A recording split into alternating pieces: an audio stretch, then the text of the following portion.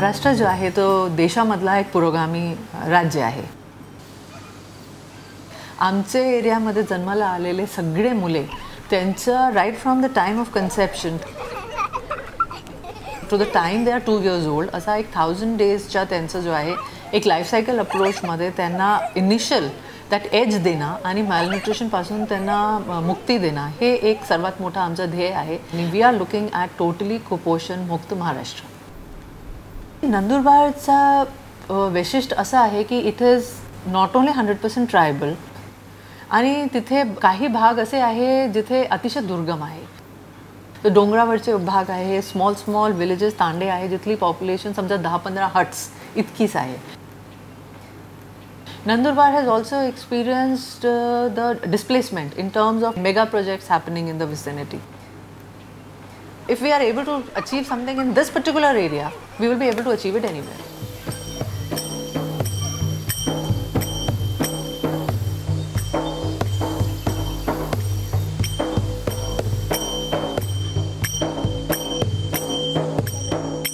The guiding principle behind this commitment has been that when systems in the government are strengthened and their skills are capacitated in order to plan, implement, monitor, roll out, as also provide adequate protocols and maintain them, then they make a difference in the lives of children. तर यासाठी सगळ्यात पहिल्यांदा आपल्याला करायला लागलं म्हणजे या सगळ्या अंगणवाडी सेविकांना, सगळ्या आशांना, सगळ्या ANMsना आपल्याला ट्रेनिंग द्यायला लागलं। तर आपल्याकडे जे मुख्य शिक्षित डॉक्टर्स आहेत आणि युनिसेफच्या मार्फत आपण ह्या सगळ्यांना चांगल्या तऱ्हेने ट्रेनिंग दिलं। पहिलं आपल्यापुढे चॅलेंज होतं की या कर्मचाऱ्यांचंच मत परिवर्तन करणं आणि त्यांना ह्या प्रोजेक्टची संकल्पना समजून सांगणं आणि हा प्रोजेक्ट करणं किती आवश्यक आहे आणि बालमृत्यू टाळणं ही आपली सर्वांची कशी जबाबदारी आहे। तर ह्या प्रयोगाची यशस्वी अंमलबजावणी करायचीच अशा प्रकारचंच आम्ही धोरण ठेवलं होतं।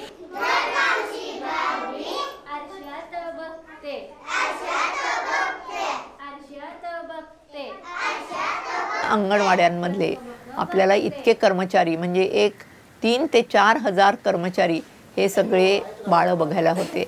घरोघरी फिरून किंवा जेव्हा आपण त्यांना लसीकरण करतो तेव्हा किंवा जेव्हा बाळ आरोग्य केंद्रात आलेलं असेल तेव्हा आपण ओळखून काढलं की बाळाला सॅम झालेलं आहे का। आपण असे स्पेशल राऊंड्स घेतले की ज्याच्यामध्ये सॅमची बालकं ओळखून काढली। 0 ते 6 वर्ष वयोगटातील सर्व बालकांचा आपण दंडघेर घेतला। ज्या बालकांचा दंडघेर 11.5 सेंटीमीटरपेक्षा कमी होता त्या बालकांना आपण म्हणलं की त्यांना सॅम झालं आहे आणि वजन आणि उंचीप्रमाणे जर देखील ती बालकं आपल्याला सॅम आहेत असं लक्षात आलं तर अशी बालकं आपण त्यांना ट्रीटमेंट देण्यासाठी वेगळी केली। त्या बालकांना जर अर्थातच काही वैद्यकीय आजार असले तर अशा बालकांना आपण ताबडतोब हॉस्पिटलमध्ये भरती करायचा सल्ला दिला।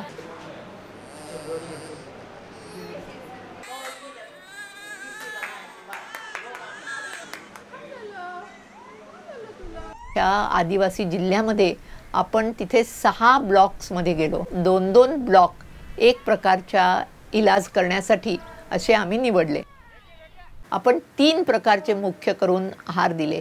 पहिला आहार होता ज्याला आपण RUTF म्हणजे ready to use therapeutic food आणि ते सुद्धा पाकिटात असलेला आहार। आणि आता काय असतं ह्या पाकिटामध्ये? दुधाची पावडर, त्यामध्ये शेंगदाण्याची पेस्ट, तिसरं त्याच्यामध्ये तेल असतं आणि चौथं त्याच्यामध्ये साखर असते। ह्याच्याशिवाय त्याच्यामध्ये मायक्रोन्यूट्रिएंट्स म्हणजे जीवनसत्व विशिष्ट प्रमाणात घातलेली असतात। दुसऱ्या गटाला आम्ही काय केलं? आम्ही बाजारातून शेंगदाणे, बाजारातून तेल, बाजारातून साखर आणि बाजारातून दुधाची भुकटी आणि आम्ही अंगणवाडी सेविकांना सांगितलं तुम्ही हे मिक्सरमधून बारीक करून मग त्याची भुकटी केल्यावर तुम्ही ती बाळाला द्या। आणि तिसऱ्या प्रकारचं आपण काय खाणं दिलं? ARF म्हणजे अमायलेज रिच फूड। गव्हाला, मुगाला असं अनेक आपल्या कडधान्यांना मोड आणून नंतर त्यांना वाळवून सुकवून मग त्याची ते भुकटी करून त्याच्यानंतर त्याचा उपमा किंवा शिरा असं करून अंगणवाडी सेविकेनी बनवून दिलेला असतो। तर ह्या 3 मध्ये मग आम्ही तुलना केली की काय आपल्याला आढळून आलं। आपण एक 8 आठवडे बाळांना हे औषध दिलेलं आणि मग आपल्याला असं दिसलं की 51% बालकं CRUTF म्हणजे कमर्शियल RUTF मध्ये 51% बालकांची सुधारणा झाली. ज्या बालकांना आपण LRUTF दिलं होतं म्हणजे आपण घरी पेस्ट केलेली त्यांच्यामध्ये 38% सुधारणा झाली आणि ज्या बालकांना आपण पोहे उपमा शिरा असं करून दिलं होतं त्या बालकांमध्ये 36% सुधारणा झाली. हा सगळा निकाल आपल्याला स्टॅटिस्टिकली सिग्निफिकंट म्हणजे संख्याशास्त्राच्या दृष्टीने हा निकाल आपल्याला अत्यंत महत्त्वाचा असा आढळून आला. आता हे बाळ बघा किती कुपोषित दिसतंय हे बाळ. याचा दंडघेर 10 सेंटीमीटरपेक्षा कमी असेल कदाचित आणि त्याची वजन आणि उंची बघितली तर 4 SD देखील ती खाली असेल. या कुपोषित बाळाला 8 आठवडे जर आपण इलाज केला तर तो कित्येक वेळेला पुरत नाही आणि मग अशा वेळेला बाळांना 16 आठवडे आपल्याला इलाज करायला लागतो. इलाज केल्यानंतर सर्व बाळांना अर्थातच आपण आईच्या अंगावरचं दूध किंवा बाकीचा जो आहार खात होती तो सगळा आपण त्यांना खायला देतच होतो.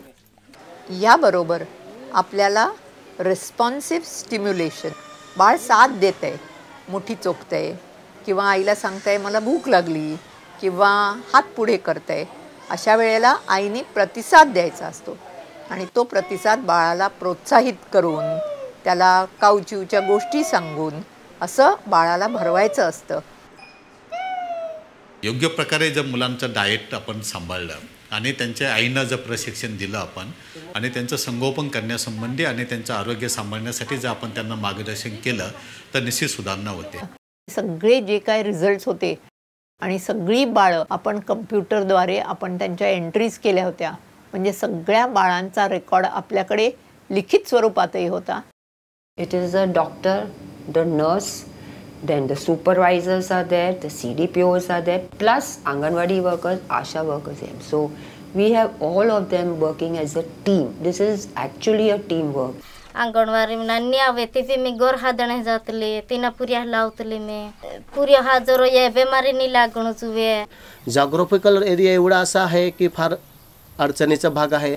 काही ठिकाणी तर गाड्याच जात नाही, त्या ठिकाणी MNT पोहोचवणं म्हणजे आमच्या युनिसेफच्या RPची म्हणजे तारेवरची कसरत होती. त्या गाडी जात नाही तर त्या ठिकाणी आम्ही गाढवांवरती ते बंदोबस्त करतो. ही गाढवांच्या उपलब्धता नसेल त्या ठिकाणी मग आम्ही स्वतः माणसांच्या डोक्यावर देऊन करून ते पोहोचवण्याचा प्रयत्न करतो. नर्मदा पाण्यामध्ये आम्ही बोटीने ते टाकून करून त्या गाव पातळीपर्यंत पोहोचवण्याचा प्रयत्न करतो जेणेकरून कोणताही लाभार्थी तळागाळातील लाभार्थी हा सुटला नाही पाहिजे, त्याला त्याच्या आहाराची पूर्णता मिळायला पाहिजे.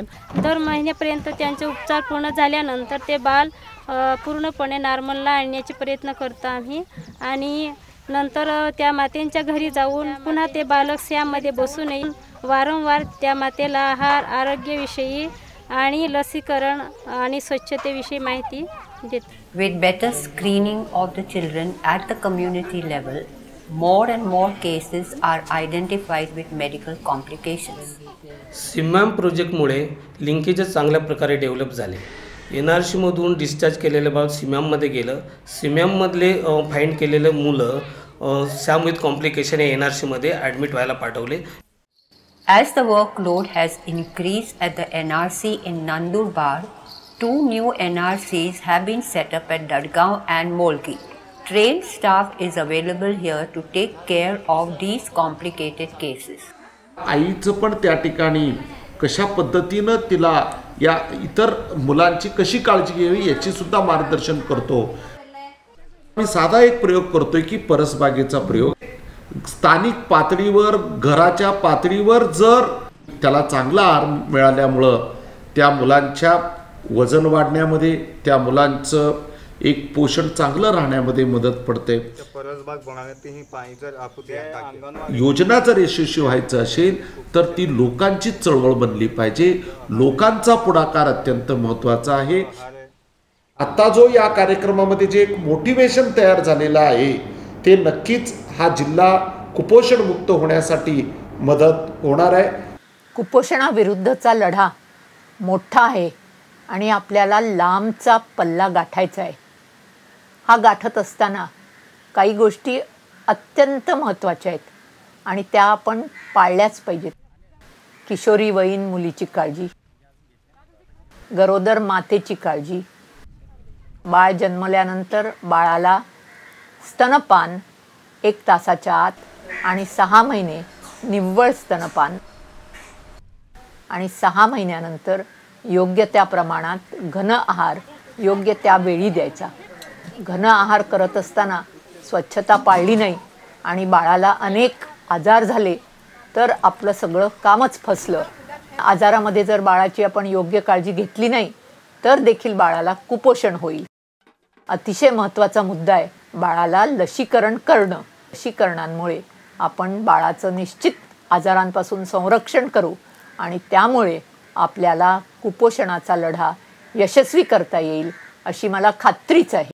हानी हानी होती वण भी ना को तन काय ना था ओमे हाज होय रो में भी जेवण भी को है हाजी होय बेन महीना में टिपाकेट खावाडी नो में हाजी होय रंती फिर है तिना काय अपनी मारोईना देखो जास्ती छिरेज होता तिना लेगलो मी नंदुरबार लेगलो मॅडम नाका अंगणवाडी नाका हम दिन लेगोय ते आज मारपुरी आम्ही पाणी मागतो पाणी लावीन आपे है. जेव्हा आपण एखादा बच्चू ह्या एका लेवलपासून दुसऱ्या लेवलला आपण ट्रीट करतो म्हणजे नॉर्मलला आणतो आणि ते नॉर्मल ॲक्टिव्हिटीज ते ज्याचे ब्रेनचे असतील किंवा बाकीचे त्याच्या ॲक्टिव्हिटीज चांगल्या आहेत आणि अजून पुढे काम करत राहावं याच्यासाठी मोटिवेशन मिळतं. इथला असल्यामुळे आमच्या समाजासाठी आम्ही काहीतरी करतो आहे याचं सर्वात मोठं एक समाधान होतं.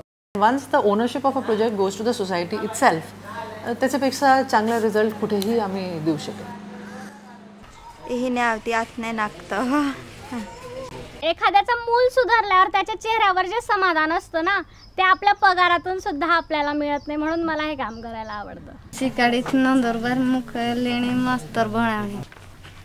जर 2 बाळ आपल्याकडून जर सॅम बच्चू सुधारले तर हेच आपल्या आनंदाची गोष्ट आहे, हेच आपलं जीवन आहे. It has been a success largely because the project was very well devised आणि त्याच्यामध्ये फॉलोअप फार रिगरस राहिलेला आहे. कुठेही लेकुना राहिली नाही. Extremely important contribution of the department representative, UNICEF representative, extreme follow up by the doctors आणि हे सगळं बघून जो काही एक एन्व्हायरमेंट क्रिएट झाला होता त्याच्यामध्ये लोकांचा विश्वास बसला होता. सर्वसाधारण आदिवासी महिलांचा विकास त्या मनामध्ये हे गोष्ट ठरली होती की something good is happening for their children. आणि जेव्हा त्याने त्यांच्या डोळ्यासमोर आपल्या मुलांमध्ये इम्प्रूव्हमेंट होताना वाढ होताना त्यांनी बघितली the positivity went on reinforcing itself. This has been made possible because of a partnership model that was built on trust between the Departments of Public Health, the Departments of Women and Child, the Zilla Parishad Nandurbar and Tata Trust. Tata Trust has been instrumental in providing the monitoring and logistic support as also the quality protocol. Given the fact where we are in Nandurbar, I am proud to say that Nandurbar has shown the way for the rest of the state in managing severely acute malnourished children.